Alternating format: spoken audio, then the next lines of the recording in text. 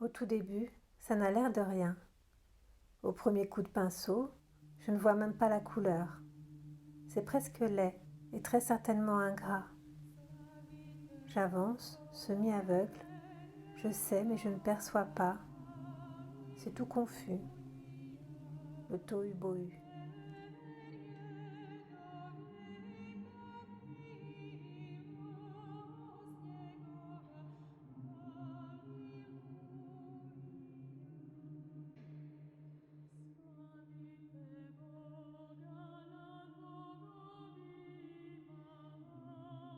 Voici comment est née la première icône, à partir de laquelle toutes les icônes ont été faites. On l'appelle le mandylion, car c'est ainsi qu'on nomme en grec une pièce de tissu rectangulaire, comme peut l'être un foulard ou un mouchoir. Au temps de la vie terrestre de notre Seigneur Jésus-Christ, le roi d'Édesse, Abgar, qui souffrait gravement de lèpre et d'inflammation des articulations, entendit parler des guérisons innombrables que Jésus accomplissait. Il ne pouvait se déplacer, ni même se montrer à ses sujets. Il envoya à Jérusalem son archiviste, Ananie, muni d'une lettre adressée à Jésus. Dans cette lettre, le souverain demandait au Sauveur de venir jusqu'à lui pour le guérir et lui proposait de s'installer à Édesse pour échapper aux machinations de ses adversaires. Il chargea en outre Ananie, qui était un peintre habile, de faire le portrait de celui dont on disait qu'il était fils de Dieu. Arrivé à destination, Ananie remit la lettre au Seigneur qui se trouvait entouré d'une grande foule et, montant sur une pierre d'où il pouvait mieux le voir, il s'efforça de faire une esquisse. Mais il lui fut impossible de fixer les traits du Sauveur, car sous l'effet de la grâce indicible qui s'en dégageait, son visage semblait changer sans cesse d'aspect. Le Christ, qui sonde les cœurs et les pensées des hommes, devina le dessein d'Ananie, et voulant montrer qu'on ne peut séparer son humanité de sa divinité, il donna satisfaction à son pieux désir en accomplissant un grand miracle. Il se fit apporter une petite bassine, s'y lava le visage et l'essuya avec un linge plié en 4. Aussitôt, ses traits se trouvèrent imprimés de manière indélébile sur ce mandylion, sans le secours d'une main humaine. Il le remit alors à Ananie avec une lettre destinée à Abgar, dans laquelle il expliquait qu'il lui fallait accomplir à Jérusalem le dessein éternel de Dieu pour le salut des hommes. Mais il lui promettait qu'une fois sa mission terminée, quand il serait remonté au ciel, il lui enverrait un de ses disciples pour lui procurer le salut de l'âme et du corps. Le roi Abgar reçut Ananie avec grande joie et se prosterna devant l'image de la Sainte Face avec foi et amour, de sorte qu'à l'exception d'une plaie qui lui restait au front, il se trouva presque complètement guéri de sa lèpre. Après l'ascension de notre Seigneur et la Pentecôte, le saint apôtre Thaddée fut envoyé à Édesse, où, proclamant la bonne nouvelle, il baptisa le roi et une grande partie de la population. En sortant de la fontaine baptismale, Abgar se trouva complètement guéri et rendit grâce à Dieu. Il montra une si grande dévotion à l'icône non faite de main d'homme qu'il la fit placer dans une niche où se trouvait préalablement une idole, au-dessus de la porte principale de la ville. Il y fit inscrire « Christ Dieu, quiconque espère en toi ne connaîtra jamais le malheur. » Et tous ceux qui entraient dans la ville devaient la vénérer. Il en fit ainsi pendant tout le règne du roi Abgar et de son fils.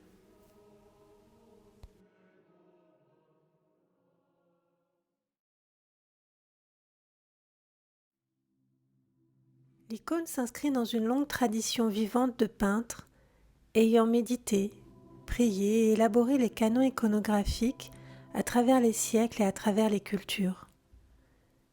Il s'agit de recevoir une rencontre, une relation, Un face-à-face amenant à aller plus loin, à élargir nos cœurs, en se laissant enseigner, pétrir, saisir par le corps et dans le cœur. Il est question ici de savoir garder la tradition sans pour autant vouloir copier. L'obéissance à la tradition est comme un garde-fou. Elle préserve du piège de vouloir tout maîtriser, de vouloir prendre le pouvoir. Ce qui va transparaître de la personne de l'iconographe n'est pas ce qu'elle aura décidé, mais ce qui sera donné par Dieu à travers elle. Lorsque l'on rentre dans l'église, la première chose que fait chacun, depuis le prêtre jusqu'au bébé, c'est de se présenter devant les icônes, comme devant une personne que l'on rencontre. On la salue par un signe de croix et on l'embrasse tout en se confiant à elle. On peut, par l'icône, dans l'expérience simple du cœur, devenir connaissant autrement que par le savoir érudit des livres.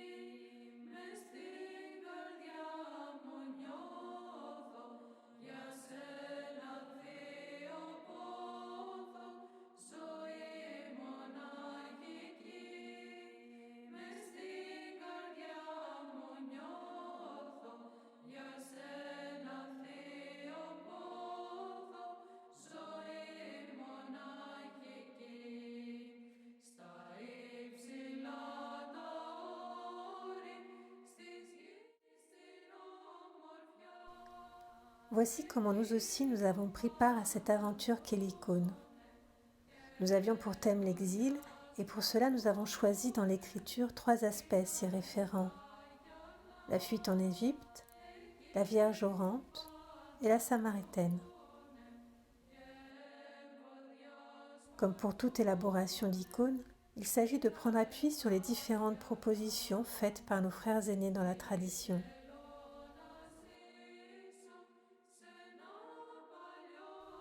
Comme point de départ, nous avions donc la fuite en Égypte, moment dramatique dans la naissance au monde de Jésus marqué par l'exil.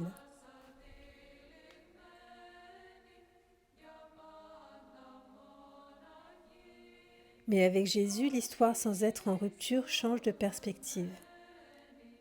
Par sa naissance et cette fuite, l'Égypte, pays d'esclavage, devient terre de salut. À partir de cette scène de l'Annonciation, nous avons repris le manteau de Marie.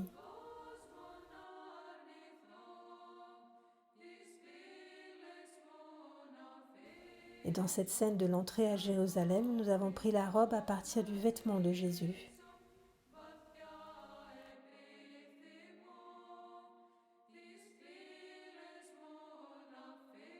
Pour la robe et le manteau de Joseph, on s'est inspiré de cette icône de Saint Matthieu.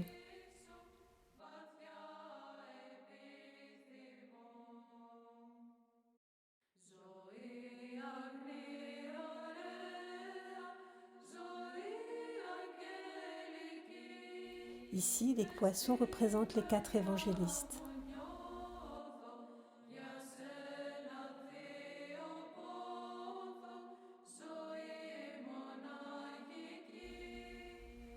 Au centre, la Vierge orante toute sainte, portant le Christ dans son sein, accueillant dans sa prière toutes nos souffrances humaines au cœur de ses bras.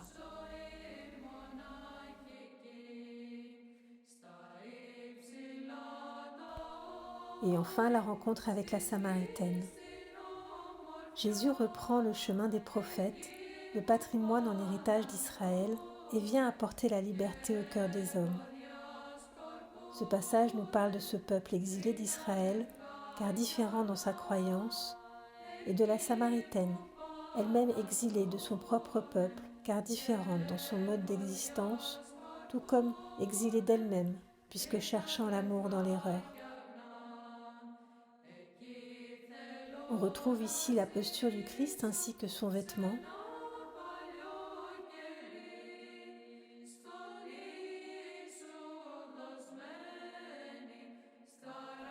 la Samaritaine.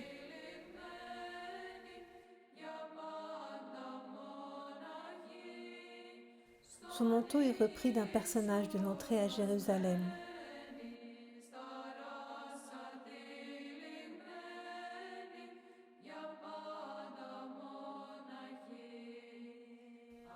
Et sa robe, une autre icône dont on s'est également inspiré pour le puits.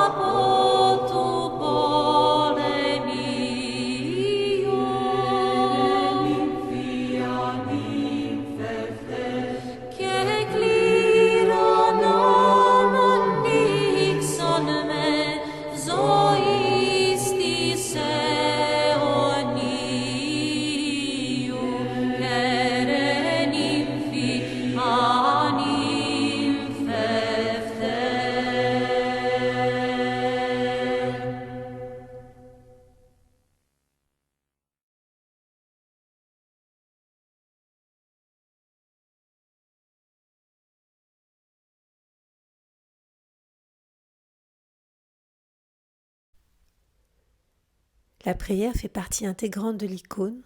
Elle fait appel à l'Esprit Saint afin que toute chose faite ici soit bonne.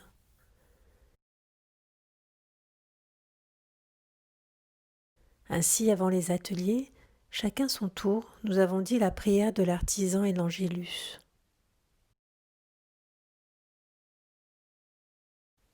Pour familiariser les enfants à la technique de la peinture à l'œuf et de la montée en lumière, ils ont dans un premier temps fait quelques exercices sur papier. Pour cela, ils ont essayé la technique russe, où l'on laisse la peinture se déposer comme une petite flaque. On peut voir la première étape avec les fonds de couleur.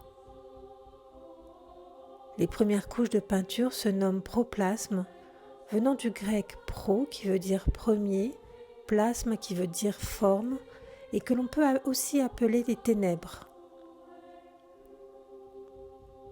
On progresse par superposition de fines couches de peinture.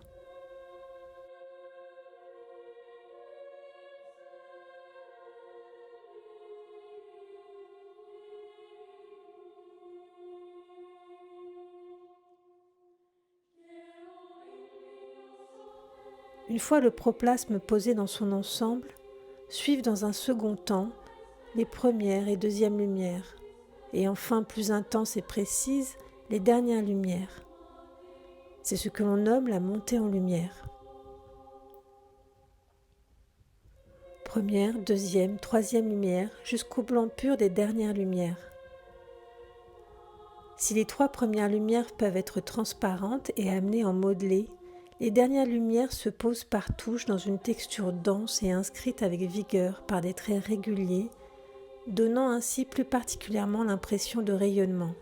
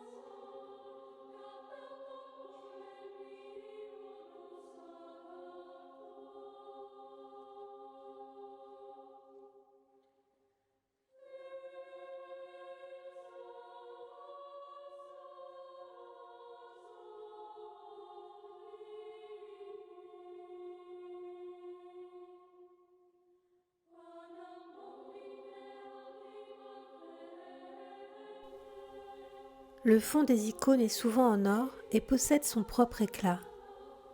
Ici, nous ne l'avons appliqué que pour les auréoles.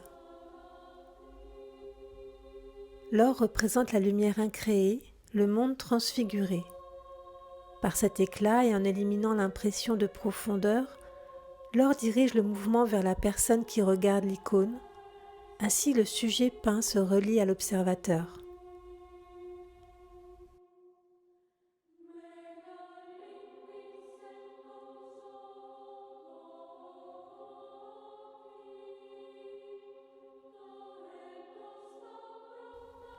Nous avons démarré par un premier fond ocre jaune clair sur l'ensemble de l'icône, et ce fond offre une homogénéité reliant chaque couleur et donnant un point de départ plus enveloppant et unifié que le blanc, tout en rappelant l'or.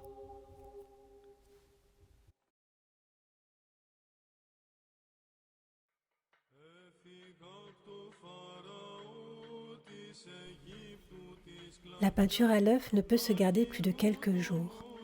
Ainsi, les couleurs étaient préparées pour chaque atelier.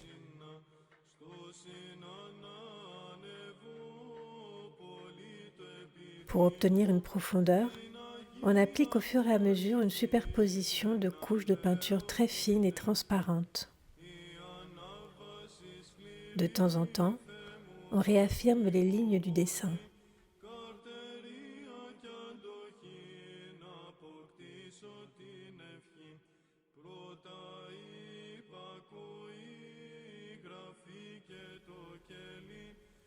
et la couleur s'intensifie progressivement.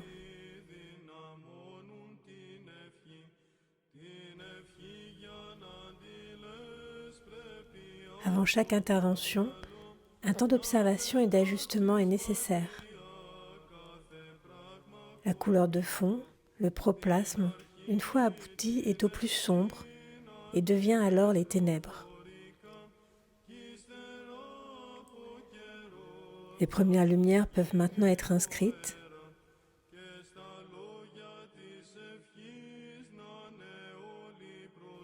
Puis vient le proplasme des visages.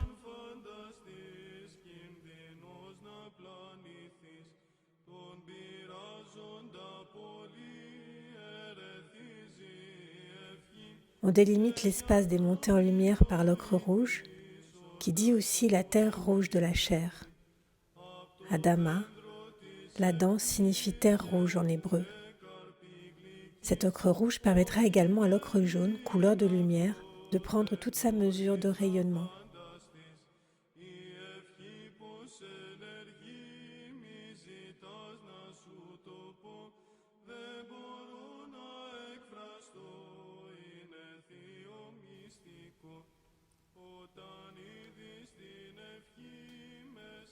On s'applique à peindre l'encadrement avec une couleur ocre rouge comme pour toute fresque ou icône, mettant parfaitement en valeur toutes les couleurs. Pour certains détails, il était nécessaire de mettre les panneaux à plat, permettant aussi un autre point de vue.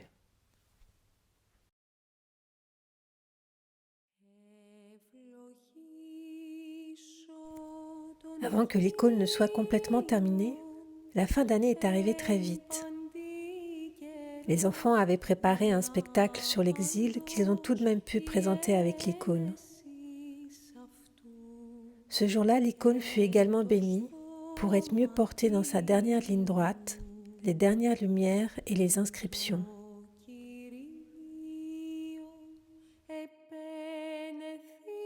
Pour être introduite dans l'église, il est possible de garder l'icône 40 jours sur l'autel.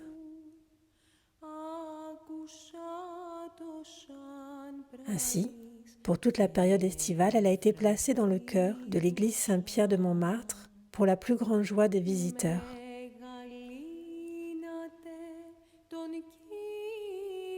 Et enfin, après ce temps passé, l'icône aboutit, portant ses dernières lumières et ses inscriptions.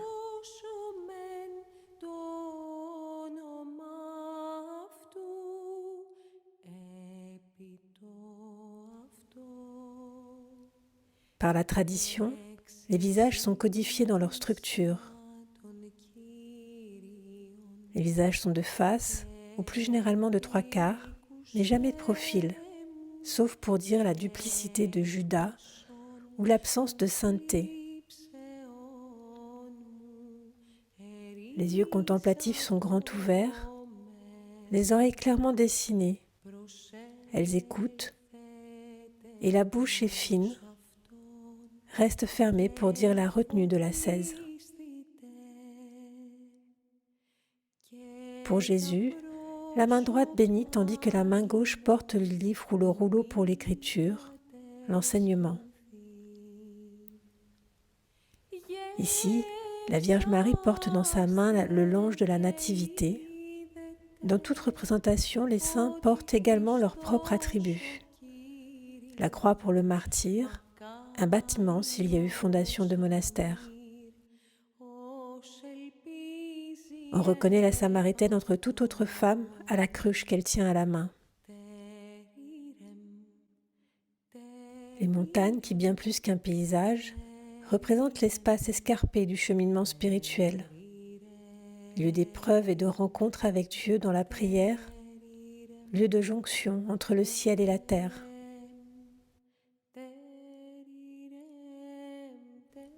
Le puits est un lieu de repos et de partage, représente aussi bien la tradition, la transmission que le lieu de rencontre amoureuse, tout en symbolisant aussi le corps de la femme.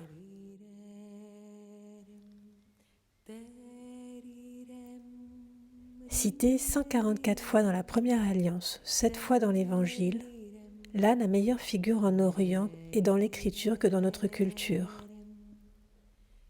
endurant, fort et serviable, compagnon de route, on se souvient de l'ânesse de Balaam, capable de discerner la présence de Dieu mieux que ne peut le faire l'humain.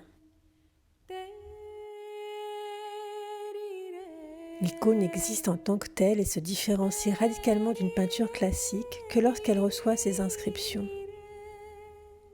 Il est préférable d'écrire le nom des personnes et des scènes représentées en langue liturgique, en grec ou en slavon. Chaque scène et chaque personne a son nom d'inscrit sur l'icône. Pour la Vierge Marie, on retrouve toujours l'abréviation en grec de la Mère de Dieu. Theotokos, Mitera tu Theou. Saint Joseph, Aios Iosif. Le Christ a des inscriptions sur son âme qui lui sont propres. Au On, qui veut dire je suis celui qui est. Hormis ces inscriptions pour Jésus, il est toujours écrit l'abréviation de son nom en grec. IC, qui est l'abréviation de Iesous, signifiant Dieu sauve, et XC, abréviation de Christos, Christ qui a reçu l'onction. La Samaritaine en Grèce est ainsi un prénom, Photini, qui veut dire claire, lumineuse ou illuminée.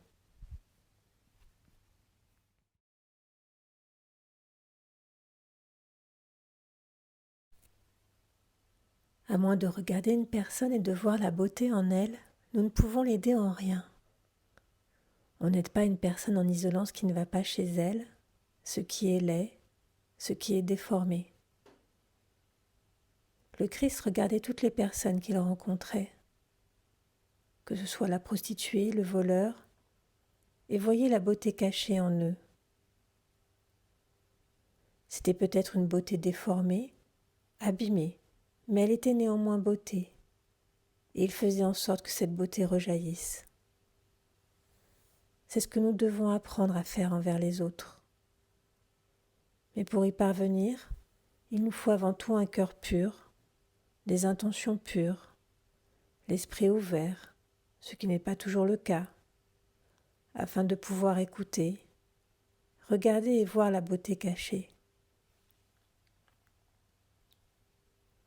Chacun de nous est à l'image de Dieu, et chacun de nous est semblable à une icône endommagée. Mais si on nous donnait une icône endommagée par le temps, par les événements, ou profanée par la haine des hommes, nous la traiterions avec tendresse, avec révérence, le cœur brisé. C'est à ce qui reste de sa beauté, et non à ce qui est perdu, que nous attacherions de l'importance. Ainsi pouvons-nous apprendre à réagir envers chacun.